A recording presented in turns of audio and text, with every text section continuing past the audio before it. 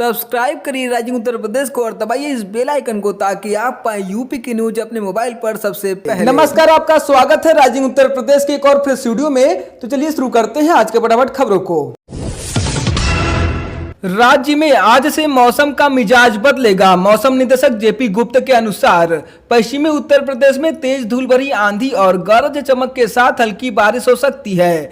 उन्होंने बताया कि रविवार और सोमवार को भी पूर्वी उत्तर प्रदेश का मौसम खराब होने के आसार हैं। कहीं कहीं ओलावृष्टि के भी आसार जताए गए हैं। मौसम में होने वाला यह बदलाव प्रदेश के किसानों के लिए नई मुसीबत लेकर आने वाला है, क्योंकि इन दिनों गेहूं की कटाई जोरों पर चल रही है। तमाम किसानों की कटी हुई फसल खलिहानों में पड़ी हुई है। आंधी पानी से किसानों को नुकसान हो सकता है। देश भर में कोरोना संक्रमितों की संख्या में इजाफा होता जा रहा है। प्रदेश में लगातार संक्रमितों का आंकड़ा बढ़ता जा रहा है। राजधानी लखनऊ में 8 तो सहारनपुर में 7 कोरोना पॉजिटिव मिले। वहीं वाराणसी में 5 नए मामले मिले तो कानपुर, इटावा और औरैया में 1-1 संक्रमित मिले हैं। पूरे उत्तर प्रदेश में संक्रमितों की संख्या बढ़कर 838 हो गई है। वहीं प्रदेश में कोरोना से अब तक 14 लोगों की मौत हो चुकी है। उप मुख्यमंत्री डॉक्टर दिनेश शर्मा ने कहा है कि निजी स्कूल लॉकडाउन की अवधि में अभिभावकों से कोई ट्रांसपोर्टेशन शुल्क नहीं वसूल सकेंगे। उन्होंने कहा कि माध्यमिक शिक्षा विभाग ने तिमाही की जगह हर महीने शुल्क लेने का आदेश पहले ही जारी कर दिया है। कांग्रेस महासचिव प्रियंका गांधी वाड्रा ने मुख्यमंत्री योगी आदित्यनाथ को पत्र लिखकर किसानों और कामगारों को कोरोना संकट के इस दौर में राहत देने की मांग की है। उन्होंने पत्र में कहा कि कोरोना ने ज्यादातर क्षेत्रों की कमर तोड़ दी है। ऐसे में हालात को फिर से पटरी पर लाने के लिए आर्थिक पुनर्निर्माण टास्क फोर्स गठित की जानी चाहिए। टूरिस्ट वीजा पर भारत आकर धार्मिक गतिविधि करने वाले विदेशी तबलीगी जमातियों पर योगी सरकार ने शिकंजा कसना शुरू कर दिया है। अपर मुख्य सचिव गृह अवनीश अवस्थी ने बताया कि अब तक विदेशी जमातियों पर 45 एफआईआर दर्ज हुई है, जबकि 259 लोगों के पासपोर्ट जब्त किए गए हैं। क्वारंटाइन की अवधि पूरी करने के बाद इन्हें जेल भेजने की कार्रवाई भी चल रही है। राजस्थान के कोटा में इंजीनियरिंग व मेडिकल की कोचिंग करने वाले यूपी के करीब 7500 छात्र फंसे हैं। छात्रों के अभिभावकों की मांग पर सीएम योगी ने वहां फंसे छात्रों को वापस लाने की कवायदात शुरू कर दी है। आगरा व झांसी से 247 बसों को कोटा रवाना किया गया। आज ये बसें छात्रों को लेकर वापस लौटेंगी।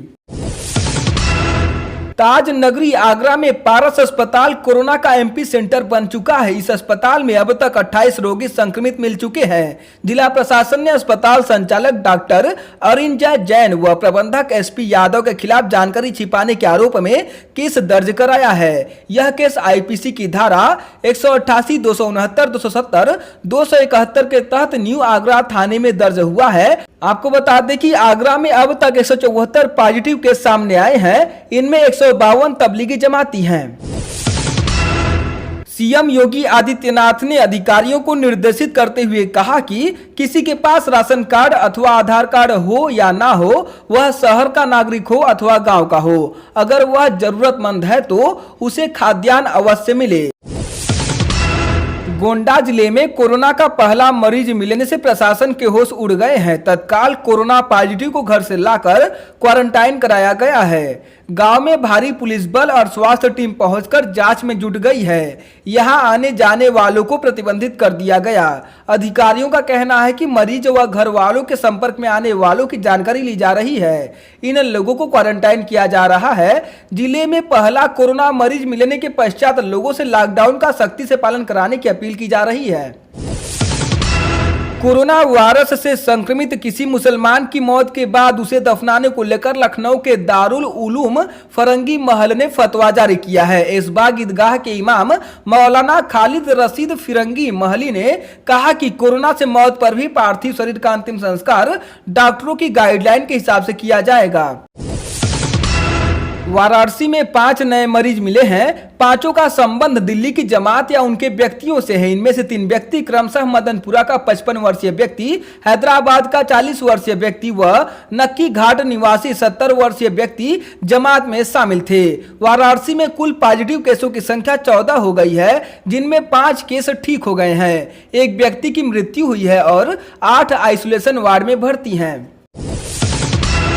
उन्नाव जिले में कोरोना संक्रमित तबलीगी जमाती व उसके संपर्क में आए 12 लोगों के खिलाफ केस दर्ज किया गया है। पुलिस ने मोहल्ला शेखवाड़ा में किराए के मकान में रहने वाले 23 वर्षीय युवक को पकड़ा था। वह जमाती था और दिल्ली के निजामुद्दीन मरकज में हुई जमात में शामिल था। कॉल डिटेल के आधार पर दिल्ली पुलिस के इनपुट के आधार पर उसे उन्नाव पुलिस ने क्वारंटाइन कराया था।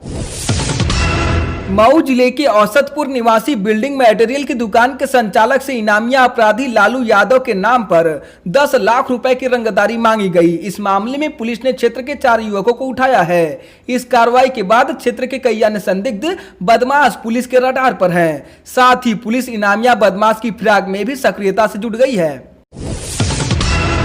जौनपुर जिला प्रशासन की तरफ से प्रसाद इंटरनेशनल स्कूल पचहटिया को अस्थायी जेल बनाने का फैसला लिया गया है। इसके लिए डीएम दिनेश कुमार सिंह की तरफ से पत्र जारी कर आदेश दे दिया गया है। इसकी व्यवस्थाओं की देखरेख के लिए एसडीएम सदर को जेल अधीक्षक तो वहीं तहसीलदार सदर को कारापाल नामित किया गया है। इस अस्थायी जेल कारागार में कोरोना संक्रमण से जुड़े आरोपितों व जमातियों को रखा जाएगा। वाराणसी में लॉकडाउन के दौरान निःशुल्क राशन लेने पहुंची कार्ड धारक को पैसा मांगने का विरोध करना भारी पड़ गया। कोटेदार ने मां व पुत्र को बंधक बनाकर जमकर पिटाई की। यही नहीं, महिला के एक कान का आभूषण भी छीन लेने का आरोप है। मौके पर पहुंचे ग्रामीणों ने किसी प्रकार दरवाजा खोलकर सभी को बाहर निकाला और घटना की सूचना पुलिस को दी। मौके पर पहुंची पुलिस ने 2 को हिरासत में लिया है। यह मामला सेवापुरी क्षेत्र के चकिया गाँव का है। इलाहाबाद हाई कोर्ट ने अपने अहम निर्णय में कहा कि जूनियर हाई स्कूल के मान्यता के बाद जब वही विश्वविद्यालय उच्चीकृत होकर हाई स्कूल की मान्यता प्राप्त कर लेता है तो उसके संचालन का नियम बदल जाता है। वह विद्यालय जूनियर हाई स्कूल नहीं रह जाता। हाई स्कूल की वित्तीय व प्रशासनिक मान्यता मिलने के बाद उस विद्यालय पर यूपी इंटरमीडिएट एक्ट 1921 व UP secondary education service board act 1982 के कानून लागू हो जाते हैं। इसके बाद जिला बेसिक शिक्षा अधिकारी यानी बीएसए का उस विद्यालय से प्रशासनिक व नियुक्ति संबंधी अधिकार खत्म हो जाता है। लॉकडाउन के दौरान शराब के ठेके बंद हो गए हैं तो शराब के तस्करों ने मिलावटी शराब बनानी शुरू कर दी है। ग्रेटर नोएडा के देवला में शराब ठेके के पीछे ही अवैध भट्ठी लगा दी। यहाँ यूरिया मिलाकर अवैध शराब बनाई जा रही थी। आसपास के मजदूरों और ग्रामीणों को 500 रुपए में एक बोतल बेच रहे थे। एक व्यक्ति को गिरफ्तार कर 10 लीटर कच्ची शराब और 1 किलो यूरिया बरामद की गई है।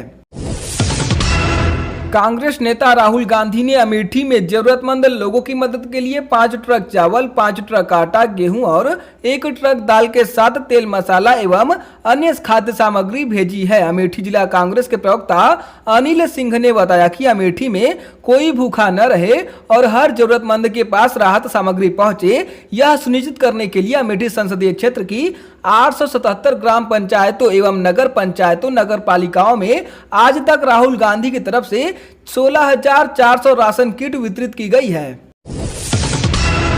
अपर मुख्य सचिव अवनीश अवस्थी के अनुसार कई कंपनियों का चीन से मोह भंग हुआ है। ऐसे में अगर कोई कंपनी या निवेशक प्रदेश में आता है तो मुख्यमंत्री ने उन्हें विशेष पैकेज का सहूलियत देने का निर्देश दिया है। मुख्यमंत्री ने औद्योगिक विकास मंत्री सतीश महाना व सूक्ष्म लघु एवं मझोले उपक्रम मंत्री सिद्धार्थ नाथ सिंह को राज्य में निवेश आकर्षित करने के लिए विभिन्न देशों के दूतावासों से संवाद स्थापित करने के लिए कहा है। उन्होंने इस संबंध में एक कार्य योजना तैयार करने के निर्देश दिए हैं। बीजेपी के महामंत्री और विधायक पंकज सिंह ने कोरोना वायरस के चलते लॉकडाउन की स्थिति में देश में रक्षा मंत्री और अपने पिता राजनाथ सिंह के संसदीय क्षेत्र लखनऊ के हालात से निपटने की कमान संभाल ली है। पंकज सिंह ने बीजेपी महानगर मंडल अध्यक्षों से वीडियो कॉन्फ्रेंसिंग पर चर्चा कर लखनऊ का हाल जाना। पंकज सिंह ने वीडियो कॉन्फ्रेंसिंग में महानगर अध्यक्ष, मंडल अध्यक्ष एवं महानगर महामंत्रियों से इस दौरान गरीबों के लिए किए जा रहे कार्यों के बारे में जानकारी ली। पॉलिटेक्निक प्रवेश परीक्षा के लिए आवेदन अब 11 मई तक किया जा सकता है। संयुक्त प्रवेश परीक्षा परिषद ने लॉकडाउन की वजह से आवेदन की अंतिम तारीख बढ़ा दी है। पहले अंतिम तारीख 20 अप्रैल थी। इसके साथ ही प्रवेश परीक्षा की तारीख में भी बदलाव कर दिया गया है। प्रवेश परीक्षा पहले 31 मई और 1 जून को होनी थी, लेकिन अब 14 और 15 जून को होगी।